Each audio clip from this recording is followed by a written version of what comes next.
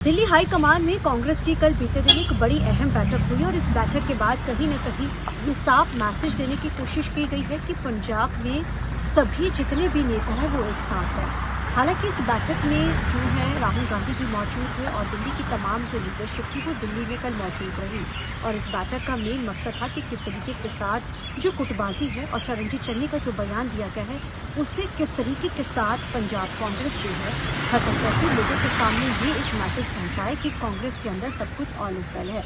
हालांकि इस वीडियो के अंदर जब वो बैठक करके देर रात जब बाहर निकलते हैं उन्होंने सबको कहा कि सभी पूरा पंजाब एक साथ है। प्रताप बाजवा, राजा बड़ेल का जिक्र किया उन्होंने चरणजीत चन्नी को भी, लेकिन यहाँ पे जो सबसे ज्यादा अहम था वो चरणजीत चन्नी को गौर से अगर आप देखिए तो आप देख सकते हैं कि किस तरीके के साथ चरणजीत चन्नी की तरफ से जो है इस पूरे मामले के अंदर, हालांकि वो बैठक हुई, बैठक के बाद चरणजीत चन्नी भी वहां मौजूद थे, लेकिन चरणजीत चन्नी के बीच जिस तरीके के चेहरे पे वो चीज नजर आनी चाहिए थी वो नहीं नजर आई।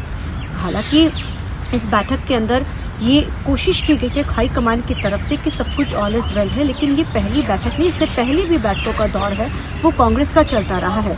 चुनाव चाहे कोई भी रहे, 22 के चुनाव से पहले भी दिल्ली के अंदर जो है पंजाब के लीडरों का बड़ा जो है मजमा लगा रहा, कितने दिनों तक बैठ के चली, लेकिन नतीजा बेनतीजा रहा। 2022 में सत्ता जो है कांग्रेस के हाथों से चली गई। अब ठीक 2027 के चुनाव से पहले एक बार फिर से बैठकों का दौर शुरू हो चुका है।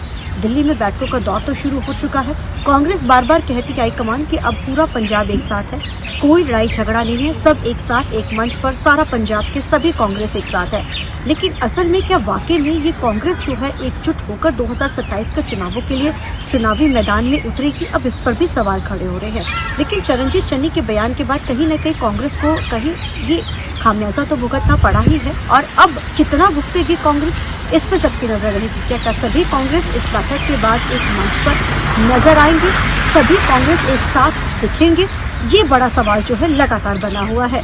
हालांकि चरणजीत चन्नी को अगर देखा जाए तो वो उस लहजे और उस तरीके से तो नहीं नजर आए खुश, लेकिन अब यहाँ पर ये जरूर देखना होगा कि इस बैठक के बाद जहाँ ये एक मैसेज देने की कोशिश की गई कि सब एक साथ है, कि वाकई में अब ये सब एक साथ होकर 27 के चुनावों में जो है चुनावी मैदान में उतरेंगे या आपस में ही उलझकर गुटबाजी में कांग्रेस रह जाएगी।